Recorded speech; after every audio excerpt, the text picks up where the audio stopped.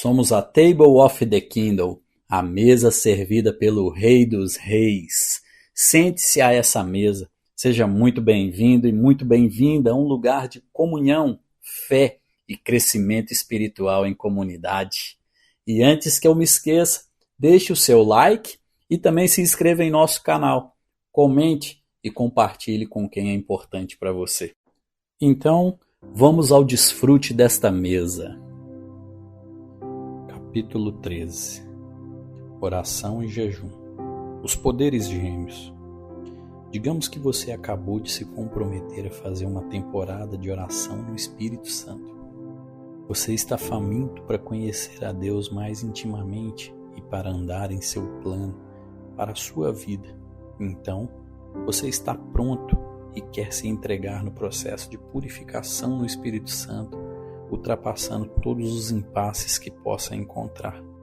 Mas o que acontece com aquelas áreas em sua vida onde você já foi derrotado repetidas vezes?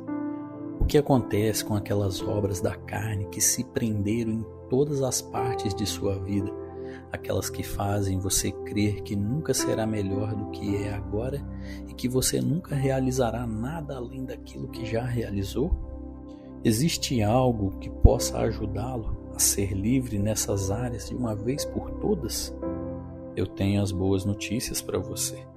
Jesus nos deu uma importante chave para esse exato propósito. Não é uma chave muito comum. No entanto, quando uma pessoa utiliza esta chave, irá bloquear a natureza carnal com a mesma força usada por Deus para fechar a porta da arca de Noé contra um mundo inteiro que havia seguido o caminho da carne. A chave é o jejum. Veja, se você aprender como bloquear a sua carne, você bloqueará Satanás, porque o único poder que ele tem é através da sedução e da manipulação da sua natureza carnal, que inclui o âmbito mental e emocional juntamente com o corpo físico. A minha primeira experiência com o jejum. Deus me apresentou ao jejum durante um momento em que eu havia encontrado um impasse em minha vida de oração. Eu estava tão faminto por Deus por causa da oração em línguas que queria encontrar maneiras de me aproximar dele. Durante este tempo, o clamor do meu coração era: ajude-me a produzir algo para o reino no próximo mês ou no outro. Pai, eu tenho que ver algo palpável. Eu percebi rapidamente que um impasse era superado com mais facilidade quando eu jejuava. Além disto, as obras da minha carne vieram à tona muito mais depressa também. Eu aprendi que o jejum acompanhado da oração multiplicava o que já estava em mim.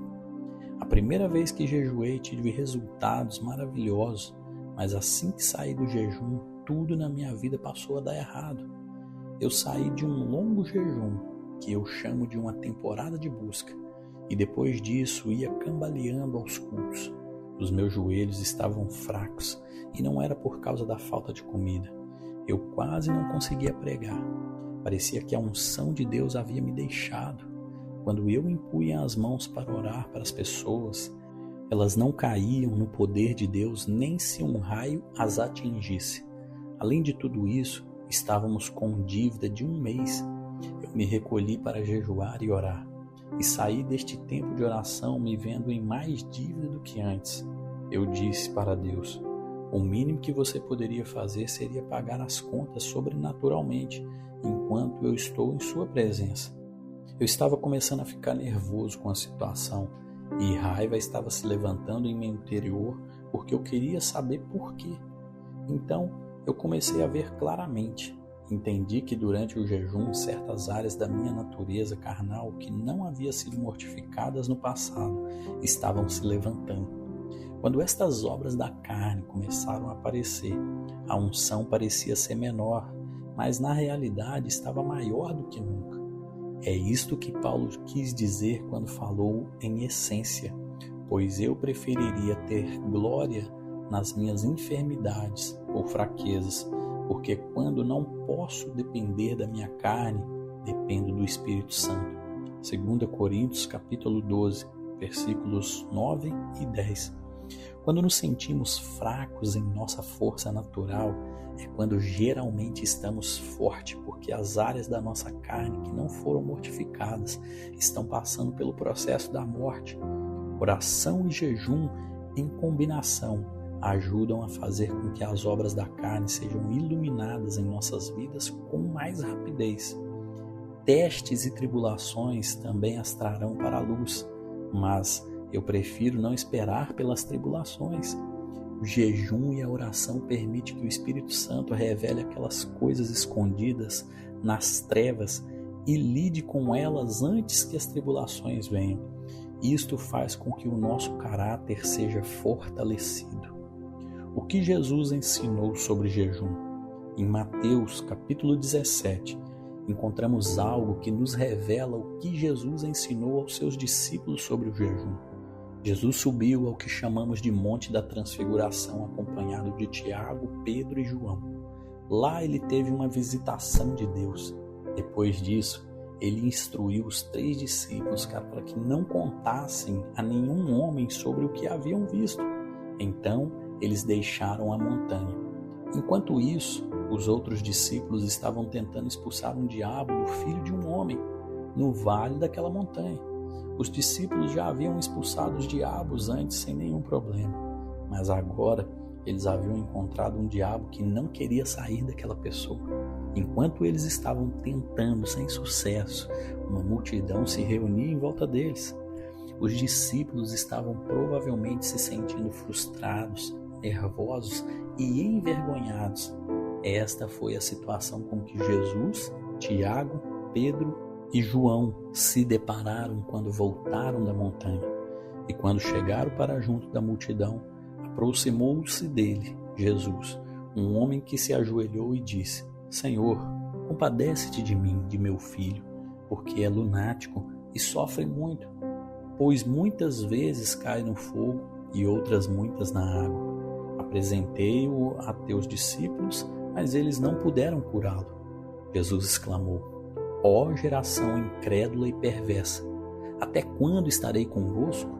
Até quando vos sofrerei? Trazei-me aqui o menino. E Jesus repreendeu o demônio, e este saiu do menino, e desde aquela hora ficou o menino curado. Então os discípulos, aproximando-se de Jesus, perguntaram em particular: por que motivo não podemos nós expulsá-los? E ele lhes respondeu: por causa da pequenez da vossa fé.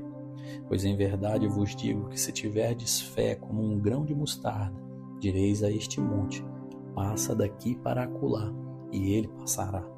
Nada vos será impossível. Mas esta casta não se espelha senão por meio de oração e jejum. Mateus capítulo 17, versículos 14 ao 21. Então este homem veio até Jesus e disse: Senhor, por favor, tenha misericórdia de meu filho. Ele está louco, ele está fora de si, e com frequência um espírito o lança no fogo. Eu o trouxe até os seus discípulos, mas eles não puderam libertá-lo. Note como Jesus respondeu aos discípulos: geração incrédula e perversa, por quanto tempo vos sofrereis? Em outras palavras, por quanto tempo eu terei que fazer isto por vocês? Jesus não teria dito isto se não esperasse que seus discípulos expulsassem aquele diabo. Jesus repreendeu o diabo e este deixou o menino. Então os discípulos fizeram o mesmo que eu teria feito. Eles vieram até Jesus em particular e disseram: por que nós não podemos expulsar aquele diabo? Eu com certeza não teria gritado esta pergunta em meia multidão, porque Jesus provavelmente responderia gritando: por causa da sua incredulidade. Observe novamente a resposta de Jesus no versículo 20. E ele lhes respondeu: por causa da pequenez da vossa fé. Pois em verdade vos digo que se tiverdes fé como um grão de mostarda, direis a este monte: passa daqui para acolá, e ele passará. Nada vos será impossível. Jesus disse que a razão pela qual o diabo não deixara aquele menino era a incredulidade dos discípulos. Então, ele disse que se ele aprendessem a lidar com aquela incredulidade, eles poderiam dizer a um monte: levanta-se daqui, e ele os obedeceria. Finalmente, Jesus disse algo completamente incrível: nada será impossível para vocês. O que Jesus estava dizendo é que se eu aprender a lidar com aquele tipo específico de incredulidade, eu tenho uma promessa dele que nada será impossível para mim. Quando eu descobri esta verdade, eu queria saber a que tipo de incredulidade Jesus estava se referindo aqui, para que eu pudesse reconhecê-la e lidar com ela. Um tipo sutil de incredulidade. Então comecei a tentar descobrir a que tipo de incredulidade Jesus estava se referindo. Descobri que é um tipo sutil de incredulidade, que pode nunca ser notada pelas pessoas no decorrer de suas vidas. Se os discípulos soubessem por que eles não conseguiram expulsar aquele diabo, porque eles teriam perguntado a Jesus, eles não sabiam, então perguntaram a ele. Esta incredulidade sutil é uma barreira que impede de sair da bagunça que está em sua vida ou de realizar algo que Deus queira que você realize. Enquanto aquela barreira estiver lá, todos os anos serão iguais, até que um dia você perceberá que 5 anos se passaram e a sua unção não mudou. Aliás, nada mudou. Você é o mesmo que era há 5 anos. Por quê?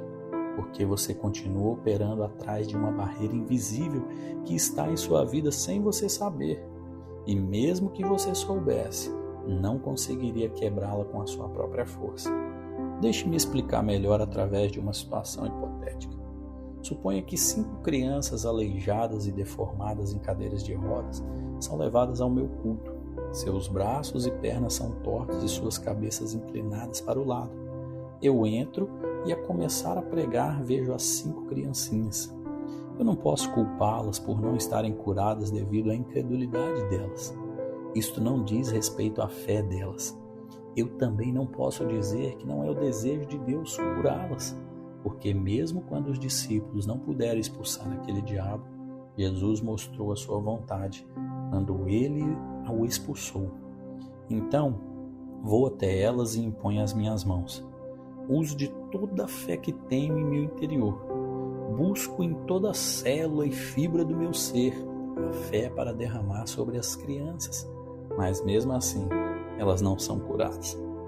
De repente, Jesus, em seu corpo glorificado, entra naquele local.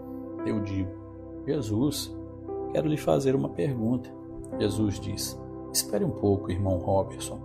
Então ele vai até as criancinhas e as cura facilmente. Ele vem até mim e diz: você tem uma pergunta? Sim, eu tenho. Por que você não curou aquelas criancinhas quando eu orei por elas? Você acha que Jesus vai dizer algo diferente daquilo que disse aos seus discípulos? Não. Ele ora para mim e diz a mesma coisa. Elas não sairão curadas de suas cadeiras de rodas por causa da sua incredulidade, Sr. Robson. Eu protesto. Jesus, isto é impossível. Se existe alguma maneira de ter mais fé, eu já teria. Eu já me virei do avesso. Busquei em todas as minhas células. Como você pode dizer que elas não foram curadas por causa da minha incredulidade? Porque existe um tipo sutil de incredulidade que você não conhece, irmão Robson. Existe uma coisa que descobri sobre Jesus, meu mestre. Ele nunca mostra um problema sem me dar uma resposta antes que o ensinamento acabe.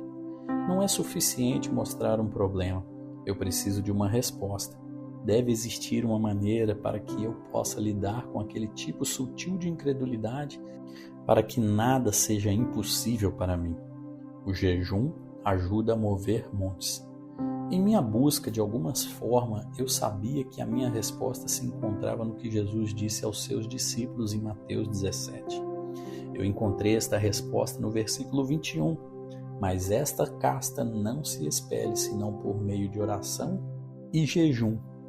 Jesus analisou a situação inteira em uma palavra, mas. Mas é uma palavra analítica que significa contudo ou todavia. Na verdade, Jesus estava dizendo que mesmo que os montes possam ser movidos com fé do tamanho de um pequeno grão de mostarda, nós encontraremos algumas situações que requerem oração e jejum para serem vencidas. Jesus estava falando aqui sobre um estilo de vida de oração e jejum. A maioria dos pregadores de libertação antigamente ensinavam e encorajavam aquele tipo de estilo de vida. Hoje não enfatizamos ou damos tanta importância a isso. O resultado: embora vivamos em uma época da história da igreja onde colocamos o ensino da palavra em primeiro plano, muitos estão despreparados para praticá-la, o que inclui expulsar demônios e mover montes de todos os tipos.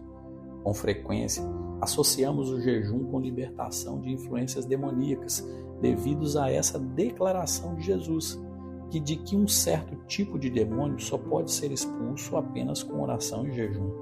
Mas Jesus também disse aos seus discípulos que a razão pela qual este demônio não saía era a incredulidade, no versículo 20. Então Jesus não apenas associou o jejum com a libertação de demônios, como também o mover do seu monte. Ele disse: se você tiver fé como um grão de mostarda, você poderia falar com o monte e ele seria movido, e absolutamente nada seria impossível a você. Logo após falar isto, Jesus fez a declaração sobre oração e jejum. Isto indica para mim que estas duas coisas têm algo a ver com me tirar de um lugar de incredulidade, onde os meus montes se recusam a mover-se, onde tudo é impossível para mim, para um lugar onde nada é impossível. Por isso, o jejum não move Deus. Deus não é aquele que está preso em uma barreira invisível. Meu jejum também não move o diabo. Não é ele que possui o meu problema. De alguma forma, o jejum lida com a minha incredulidade. Mas a minha pergunta para Deus por muitos anos foi esta: o que jejum tem a ver com a incredulidade? De todos os lugares que procurei a resposta, eu a encontrei em Romanos capítulo 8, versículo 10. Se, porém, Cristo está em vós, o corpo, na verdade, está morto por causa do pecado, mas o Espírito é vida, por causa da justiça. Se Cristo vive em você, você está qualificado para o resto deste versículo, isto é, o seu Espírito é vida. Ele entrou em Zoe, sentado em lugares celestiais com Cristo, a vida de Deus. Mas note, o mesmo versículo diz que o meu Espírito é vida, também declara que o meu corpo é morto. Bem, eu sei que o meu corpo não está fisicamente morto, porque estou com ele. Então, que tipo de morto Paulo está se referindo?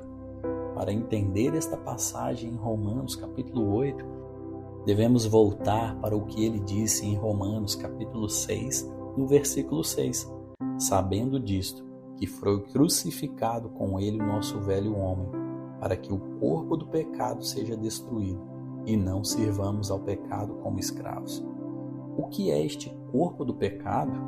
É nada mais que a velha natureza herdada do primeiro homem, Adão, antes do nosso novo nascimento.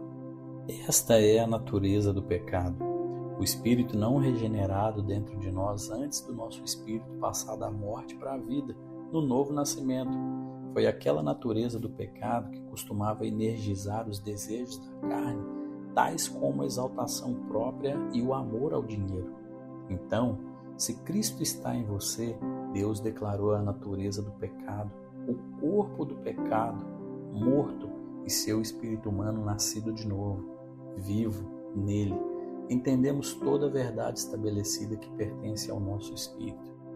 Por exemplo, sabemos que Jesus foi feito pecado por nós e que nós éramos feito a justiça de Deus em Cristo. 2 Coríntios, capítulo 5, versículo 21. Estamos agora sentados em lugares celestiais com Cristo Jesus. Efésios, capítulo 2, versículo 6. Estamos acima e não debaixo. Deuteronômio, capítulo 28, versículo 13. Contudo, sabemos pouco sobre a verdade estabelecida relacionada à nossa carne. A essência desta verdade é, no momento em que nós nascemos de novo, Deus declarou o corpo do pecado, a natureza do pecado, ou o velho homem como morto. Está declarado que a carne perdeu sua fonte de poder para pecar. Ela perdeu o direito de dominar e não pode mais ditar as regras sobre nós. Então, quando você ora no Espírito Santo, adora a Deus e confessa a sua palavra, você está enfatizando a verdade estabelecida, que seu espírito está assentado em lugares celestiais com Cristo Jesus. Quanto mais você ora no Espírito Santo, mais você exerce esta posição de graça. Por outro lado, quando você jejua, você está enfatizando outra verdade estabelecida, que é: o corpo do pecado foi crucificado com Cristo e sua carne não tem mais poder para ditar as regras sobre o seu espírito. Assim, quando você começa a jejuar e orar, você exerce duas verdades estabelecidas no âmbito do espírito. Esta é a razão pela qual a oração e o jejum são os poderes gêmeos, quebrando a barreira da carne. Às vezes, não é apenas a nossa falta sutil de fé que constrói uma barreira em nossas vidas, mas também a carne. O diabo irá levantar algum tipo de fortaleza no âmbito de nossa carne, como fumar, beber, ter raiva, fofocar ou outros desejos da carne. Então ele usa aquela fortaleza para nos controlar. Sempre que tentamos receber de Deus ou realizar algo para Ele, o diabo pressiona aquelas áreas para que nos sintamos frágeis e fora do controle. O que faremos quando isto acontecer? Faremos orações superficiais, vamos à igreja, tentamos ministrar, implementamos maneiras para andar com Deus e substituímos o poder dele por muitas coisas, mesmo porque o poder dele não está presente devido à barreira carnal em nossas vidas, mas sem melhora alguma, nossas vidas continuam sempre as mesmas. Podemos praticar mais atividades humanas, mas o poder nunca muda. Nossas vidas continuam batendo na barreira da carne. Então, um dia decidimos orar e jejuar. Começamos com a oração no Espírito Santo e a adoração a Deus. Assim, à medida que o nosso espírito começa a ser edificado, começamos já a jejuar. Ao adicionar o jejum à nossa vida de oração, fechamos as portas ao acesso de Satanás para controlar o centro de nossas vidas. Logo, a barreira da nossa carne sobre a nossa vida começa a cair. Não demora muito para que a operação da nossa carne esteja no mesmo nível da operação do Espírito em nossas vidas. Então, continuamos a orar e jejuar. Finalmente, a operação da carne se subjuga à operação do Espírito. O seu poder é quebrado. Quando isto acontece, a resposta das orações é o resultado automático. E as coisas para as quais estávamos orando começam a acontecer. Começamos a ver as respostas às orações que estiveram adormecidas por anos, até mesmo para as orações que esquecemos, mas que Deus não se esqueceu. Neste ponto, se o diabo vier inspecionar aquele programa de computador que ele implantou em nossas almas para nos destruir, ele verá que não está mais lá. Desapareceu. O programa de Deus substituiu. Por quê? Porque através do jejum nós impomos a verdade estabelecida que o nosso velho homem foi crucificado com Cristo. A carne não tem mais poder para nos forçar a pecar, pois liberamos a operação do Espírito. Jejum não move a Deus. Pessoalmente, eu agradeço a Deus pelo jejum. Por muitas vezes eu cheguei a um lugar onde não sabia como ir adiante em Deus. Eu não sabia como quebrar as últimas barreiras da carne. Nessas situações, encontrei no jejum uma ferramenta, um meio para chegar ao fim. Ele não era um supercarregador que eu precisava, combinando com a oração no Espírito Santo para me levar à vitória. Mas cometemos um erro se pensamos que movemos Deus com o nosso jejum. Como podemos mover alguém que já mostrou a sua vontade de se mover em nosso lugar? Romanos, capítulo 8, versículo 32 deixa isto muito claro. Aquele que não poupou seu próprio filho, antes por todos nós o entregou, porventura não nos dará graciosamente com ele todas as coisas? O nosso jejum não move a Deus. Ele nos move a um lugar aonde podemos receber de Deus. O jejum destrói o jugo que a carne tem em nossas vidas para que, ao invés de operarmos na carne, possamos operar continuamente no Espírito. Veja, Deus não é aquele que está retendo o poder. Se tudo funcionasse da maneira dele, todos nós estaríamos amanhã mesmo operando no poder que ressuscita os mortos. O jejum ajuda a preservar o odre velho. Vamos dar um passo à frente. Em Mateus capítulo 9, nos versículos 14 e 15, os discípulos de João Batista perguntaram a Jesus sobre o jejum. Demorei muito tempo para entender a resposta dele. Vieram depois os discípulos de João e Jesus perguntaram: por que jejuamos nós e os fariseus muitas vezes, e teus discípulos não jejuam? Respondeu-lhes Jesus: podem acaso estar tristes os convidados para o casamento, enquanto o noivo está com eles? Dias virão, contudo, em que lhes será tirado o noivo, e nesses dias hão de jejuar. Os dias com a qual Jesus se refere é a mudança da antiga para a nova aliança. São os novos dias. Então, de repente, sem nenhuma razão aparente, Jesus disse: ninguém põe remendo de pano novo em veste velha, porque o remendo tira a parte da veste e fica maior a rotura. Nem se põe vinho novo em odres velhos. Do contrário, rompe-se o odres, derrama-se o vinho e os odres se perdem. Mas põe-se vinho novo em odres novos, e ambos se conservam. Mateus capítulo 9, versículos 16 a 17. Vamos entender o que Jesus está dizendo aqui. Os discípulos de João vieram até ele e disseram: os fariseus jejuam muitas vezes e nós também. Mas notamos, Jesus, que os seus homens que os seguem nunca jejuam. Então Jesus respondeu: não, eles não precisam jejuar enquanto eu estou com eles. Eu sou o noivo. Em outras palavras, durante aquele tempo os discípulos estavam entre duas alianças, o Antigo Testamento e o Novo Testamento. E antes de Jesus enviar os 70 discípulos, ele literalmente colocou a sua unção neles. Os discípulos expulsaram diabos e ressuscitaram mortos. Quando eles voltaram e falaram para Jesus sobre o que haviam feito, eles estavam muito chocados, mais do que os próprios demônios que haviam saído. Lucas capítulo 10, versículo 17 diz: então regressaram os 70 possuídos de alegria, dizendo: Senhor, os próprios demônios se nos submetem pelo teu nome. Mas veja, eles estavam andando sob a unção de Jesus. Então, em essência, Jesus disse: não, enquanto eu estou com vocês, vocês não precisam jejuar, porque eu pus minha unção sobre vocês. Mas o dia virá, quando eu serei levado, e haverá uma mudança de aliança. Neste dia vocês irão de jejuar. E vocês gostariam de saber por que jejuarão naquele dia? Os discípulos disseram: sim, esta é a pergunta que estamos lhe fazendo. Jesus disse: vou lhes dizer exatamente por que vocês jejuarão naquele dia. Porque vocês não podem pôr vinho novo em odres velhos e nem remendo de pano novo em vestes velhas. Então, ao meditar na resposta de Jesus aos discípulos de João, eu pensei: esta foi a resposta dele do porquê iremos jejuar sobre a nova aliança? Eles perguntaram a Jesus sobre o jejum. Que tipo de resposta é essa? Não se põe vinho novos em odres velhos? Eu acho que não entendi a metade do que Jesus disse nos primeiros anos de meu ministério. Mais tarde, finalmente entendi o que Jesus estava dizendo. No momento em que você nasce de novo, seu espírito se assenta em lugares celestiais com Cristo Jesus.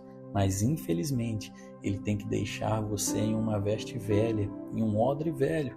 Este corpo terreno, um dia a trombeta soará. E este corpo terreno irá ser transportado de corruptível para incorruptível. Num momento, num abrir e fechar de olhos, ao ressoar da última trombeta, a trombeta soará, os mortos ressuscitarão incorruptíveis e nós seremos transformados. 1 Coríntios, capítulo 15, versículo 52. Você pode imaginar os nossos corpos sendo glorificados ao mesmo tempo que uma pessoa leva para piscar? Naquele momento, eu não mais possuirei um corpo que me foi dado dos lombos do primeiro Adão.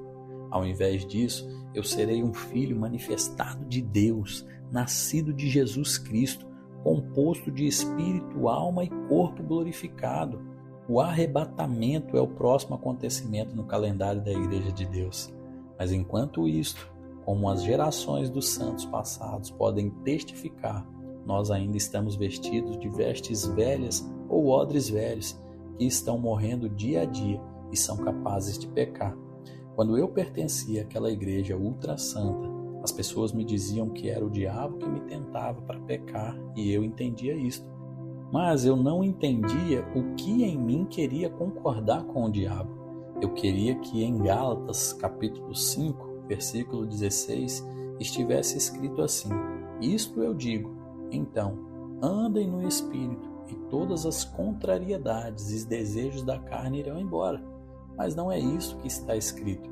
E sim, digo porém, andai no Espírito e jamais satisfareis a concupiscência da carne. É por isso que Jesus diz: quando eu for levado de vocês, haverá uma mudança de aliança. O seu Espírito estará assentado comigo, mas infelizmente eu terei que deixar você em um odre velho. No entanto, tudo ficará bem, porque ao jejuar você faz o mesmo que adquirir um odre novo. Este é o efeito do jejum sobre o odre velho. Ele irá preservar o seu odre velho para que o vinho novo, o meu poder, possa operar através dele até que eu lhe dê um novo odre, um corpo glorificado. É muito triste quando o odre velho de um pregador se rompe em frente ao mundo inteiro, derramando vinho novo, porque o vaso que carregava não era forte o suficiente para mantê-lo. Esta situação traz vergonha para o Evangelho. Talvez se aquele pregador conhecesse um pouco mais sobre o jejum, seu odre velho pudesse ter sido mais preservado contra o pecado. Então, o jejum tem o mesmo efeito que um odre novo teria. O jejum preserva o odre velho contra o pecado. Ele ajuda a mortificar as obras da carne enquanto o vinho novo opera dentro do odre velho. O jejum de 40 dias de Jesus. Podemos aprender muito sobre os propósitos do jejum ao olharmos para o jejum de 40 dias que Jesus fez quando encontrou Satanás no deserto e o derrotou. A seguir, foi Jesus levado pelo Espírito ao deserto para ser tentado pelo diabo. E depois de jejuar 40 dias e 40 noites, teve fome. Então o tentador, aproximando-se, lhe disse: se és filho de Deus, mandas que estas pedras se transformem em pães. Jesus, porém, respondeu: está escrito, não só de pão viverá o homem, mas de toda palavra que procede da boca de Deus. Então o diabo o levou a uma cidade santa, colocou-o sobre um pináculo no templo e lhe disse: se és filho de Deus, atira-te abaixo, porque está escrito: aos seus anjos ordenarás teu respeito que te guardem, e eles te sustentarão nas suas mãos, para não tropeçares em alguma pedra. Respondeu-lhes Jesus: também está escrito: não tentarás o Senhor teu Deus. Levou ainda o diabo a um monte muito alto, mostrou-lhe todos os reinos do mundo e a glória deles, e lhe disse: tudo isto te darei, se prostrados me adorares. Então Jesus lhe ordenou: retira-se, Satanás, porque está escrito: ao Senhor teu Deus adorarás, e só a ele darás culto. Com isto o deixou o diabo, e eis que vieram os anjos e o serviram. Mateus capítulo 4, versículos do 1 ao 11. Ao ler esta passagem da Bíblia, eu pensei: qual foi a razão para Jesus fazer aquele jejum de 40 dias e por que Satanás o desafiou no final? Quando discuti isso com outros, a resposta que geralmente ouvia era: o jejum reduziu Jesus para o seu estado mais fraco de vulnerabilidade. Naquele estado de fraqueza, Jesus mostrou a supremacia do seu poder sobre o diabo quando não se rendeu à tentação. Mas, na realidade, o oposto é verdade. Jesus jejuou por 40 dias para se preparar para o encontro com o diabo. Por quê? Porque ele sabia que o jejum não nos enfraquece, e sim nos fortalece ao bloquear a carne. Porque Jesus foi guiado pelo Espírito para ir ao deserto e ser tentado pelo diabo? Porque ele, como nosso substituto, estava sendo tentado em nosso lugar. Então, depois de vencer o diabo, ele pôde nos dar a vitória perfeita que ele obteve por derrotar Satanás nas tentações da carne. É por isso que Jesus disse mais tarde em Lucas capítulo 10, no versículo 19: Eis aí, dei autoridade para pisar de serpente e escorpiões e sobre todo o poder do inimigo, e nada, absolutamente, vos causará dano. Então, o jejum tem sobre a nossa carne o mesmo efeito que teve na carne de Jesus. Ele nos sustenta contra as tentações do diabo e nos ajuda a mortificar ou bloquear a carne ao impor a vitória perfeita que Jesus nos deu. Para que possamos entender quão perfeita e poderosa é a vitória que Jesus nos deu sobre a carne, precisamos aprender o que Jesus aguentou para obtê-la. Veja, nada pode ser declarado perfeito a menos que não possa ser melhorado. Isso significa que a vitória que Jesus nos deu sobre a carne e sobre o diabo poderia apenas ser declarada perfeita se ele houvesse suportado os testes e maquinações mais diabólicos de Satanás. Jesus teve que se submeter ao pior que Satanás tinha, aos piores tormentos, medos, pressões, cuidados e as piores tentações de desejos e riqueza. Esta foi a única razão pela qual Jesus foi levado ao deserto. Ele estava em uma missão de Deus com o nosso substituto, para obter para nós, como uma parte da nossa redenção, uma perfeita vitória sobre a carne. Agora, nós podemos entrar na presença de Deus armados com a força da graça que Ele nos deu, não por causa do que fizemos, mas por causa daquilo que Jesus fez. Porque não temos sumo sacerdote que não possa compadecer-se das nossas fraquezas. Antes, foi ele tentado em todas as coisas, à nossa semelhança, mas sem pecado. Acheguemo-nos, portanto, confiadamente, junto ao trono da graça, a fim de recebermos misericórdia e acharmos graça para o nosso socorro em ocasião oportuna. Hebreus, capítulo 4, versículos 15 e 16. Diante do trono de Deus, podemos encontrar misericórdia para nos ajudar quando precisamos, durante as nossas tentações, testes e tribulações. Para que Jesus pudesse nos conceder esse tipo de força, ele teve que encarar Satanás em 3 níveis: espírito, alma e corpo. Este confronto não foi carregado da identidade espiritual de Jesus, mas em sua humanidade. E por isso que Jesus disse: o homem, se referindo à sua humanidade, nem só de pão viverá, mas de toda palavra que procede da boca de Deus. Mateus capítulo 4, versículos 4. As pressões, tormentos, solidão e medo que Satanás tentou colocar em Jesus são indescritíveis. Elas só podem ser descritas quando comparamos com o horror visto no nível mais baixo de um hospício, onde os espíritos daquelas pessoas foram completamente dominados por demônios. A oposição demoníaca que Jesus enfrentou é a mesma que gera uma loucura por poder e riqueza, com o que Adolf Hitler e os nazistas possuíam quando uma cultura tenta aniquilar completamente uma outra para ter domínio ou poder mundial. Veja, Jesus teve que encarar o pior que Satanás tinha. Ele não podia simplesmente conseguir a vitória sobre o demônio de baixo nível, de segunda categoria, que simplesmente aflige ou atormenta. Ele não podia, ao menos, lidar com o príncipe das trevas, um principado. Jesus teve que encarar o próprio Satanás. E, ao fazer isto, ele derrotou Satanás em todos os 3 níveis: espírito, alma e corpo. Em primeiro lugar, Jesus derrotou Satanás no nível do corpo.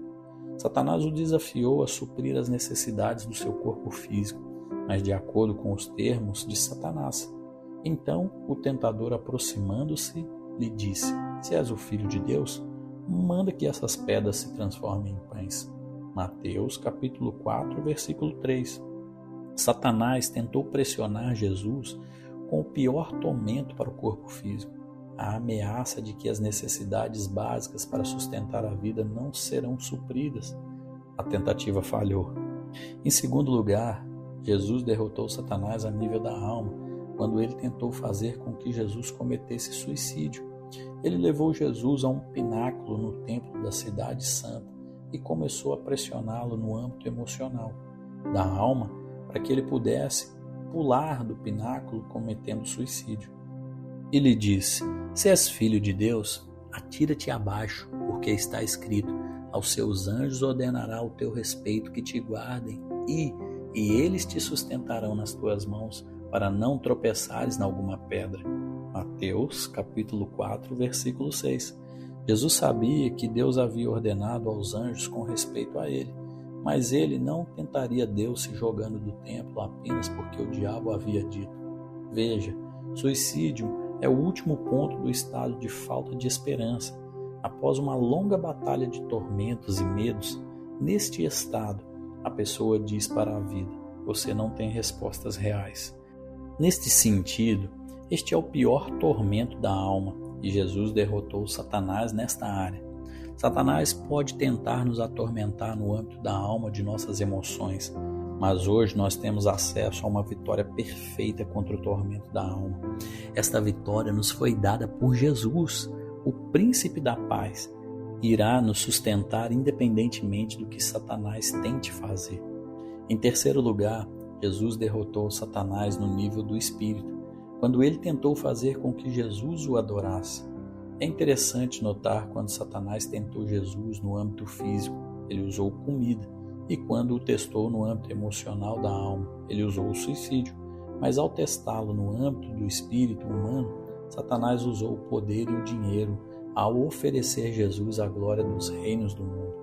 Isso nos mostra que Satanás tem uma estratégia para conquistar a espiritualidade de um homem. O diabo sabe que rapidamente os homens trocarão seu compromisso com a adoração a Deus pela adoração a Ele, por causa do poder e riqueza, mais do que por qualquer outra coisa que ele possa oferecer.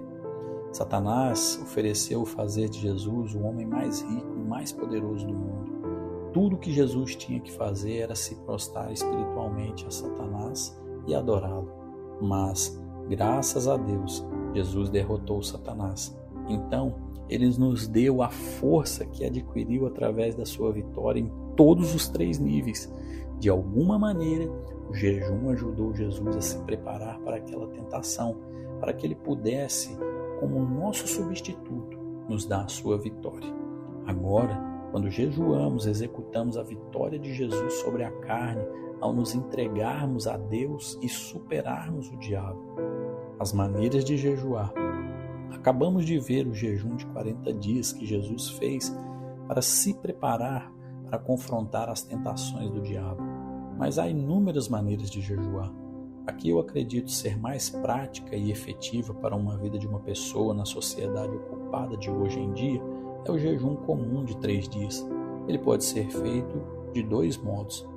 Se você não pode ficar sozinho e orar por causa da sua agenda, eu recomendo que você faça um jejum de sucos, usando sucos suaves como maçã ou uva. Durante este tempo, ore quando você puder, mas se você puder ficar sozinho e orar, sugiro que você faça um jejum total e dedicado com apenas água filtrada ou destilada, disponível na maioria dos supermercados. Se você não está familiarizado com o jejum e quer fazer mais do que 3 dias, eu recomendo uma série de períodos curtos. Por exemplo, você pode jejuar 3 dias por semana, por 3 semanas consecutivas. Durante este período, coma legumes frescos, frutas e saladas, mantendo-se longe de carnes pesadas e pães. Então, quando o seu jejum acabar, você poderá voltar a comer estas comidas se quiser. Um dia, você talvez queira fazer um jejum mais extenso, especialmente se você estiver lidando com algum tipo de fortaleza em seu âmbito carnal, mente, emoções ou corpo, ou que você queira bloquear ou mortificar de uma vez por todas. O jejum que Deus escolhe. Para entender o tipo de jejum que Deus escolhe, temos que tomar um passo à frente e irmos para Isaías 58. Porventura não é este o jejum que escolhi? Que soltes as ligaduras da impiedade, que desfaças as ataduras do jugo, e que deixes livres os quebrantados, e despedace todo o jugo. Porventura não é também que repartas o teu pão com o faminto, e que recolha em casa os pobres desterrados, e vendo-o nu, o cubras, e não te esconda da tua carne? Isaías 58, do versículo 6 e 7. A última frase desta passagem da Bíblia foi a parte que eu não entendi. Eu pensei, Senhor, o que você quer dizer quando diz que o jejum escolhido por você é o que eu não me esconda da minha própria carne? Eu me perguntei se Deus estava falando sobre a mesma coisa que Jesus disse em Mateus capítulo 6, versículos 17 e 18. Tu, porém, quando jejuardes, unge a cabeça e lava o rosto, com o fim de não parecer aos homens que jejuas, e sim ao teu Pai em secreto, e teu Pai que te vê em secreto te recompensará.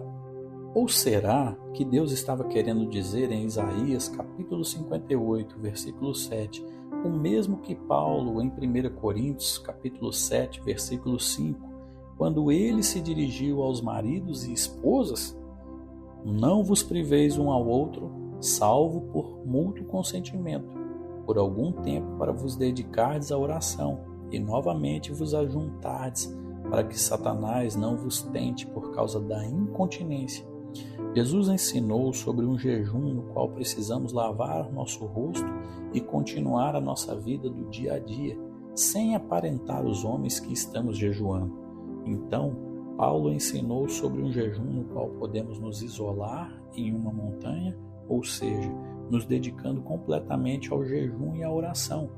Os dois tipos de jejum são ensinados na Bíblia, mas eu continuava não entendendo o que o Senhor quis dizer quando falou para que ele não me escondesse da minha própria carne.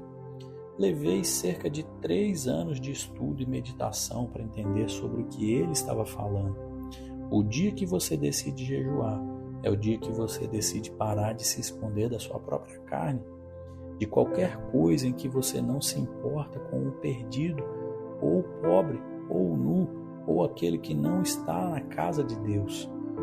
É o dia que você decide parar de se esconder de qualquer barreira em sua vida que o impede de operar no poder de Deus. O dia que você decide jejuar é o dia que você decide parar de fugir de você mesmo.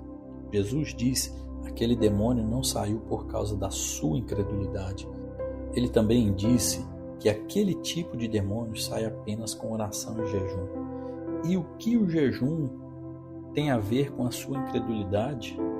Ele executa a posição da carne declarada por Deus. Ela não tem o direito de dominar você. Ela não tem o direito de controlar você. Quando você vive um estilo de vida de jejum e oração, não há nenhuma operação da carne que o diabo possa se apegar para destruir sua vida. É isto que Jesus quis dizer quando falou: o príncipe deste mundo vem e ele não tem nada em mim. João capítulo 14, versículo 30. Por que isto é assim?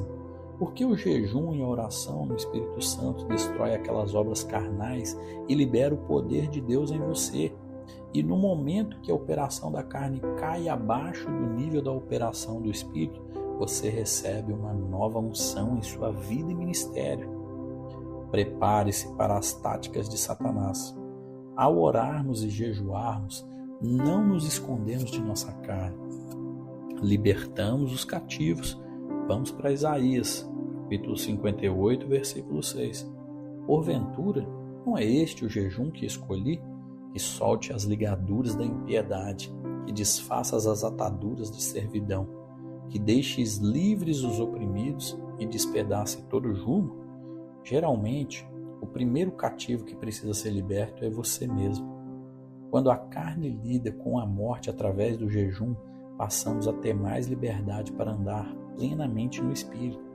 Uma vez que subimos a um lugar de maior maturidade espiritual, começamos a libertar as pessoas. Lembre-se, é nesta hora que vamos chamar a atenção do diabo. Ele não quer que ninguém seja livre e acabamos nos tornando uma grande ameaça ao seu reino das trevas. Você pode perguntar: mas você não está chamando a confusão? Não, eu não estou chamando a confusão.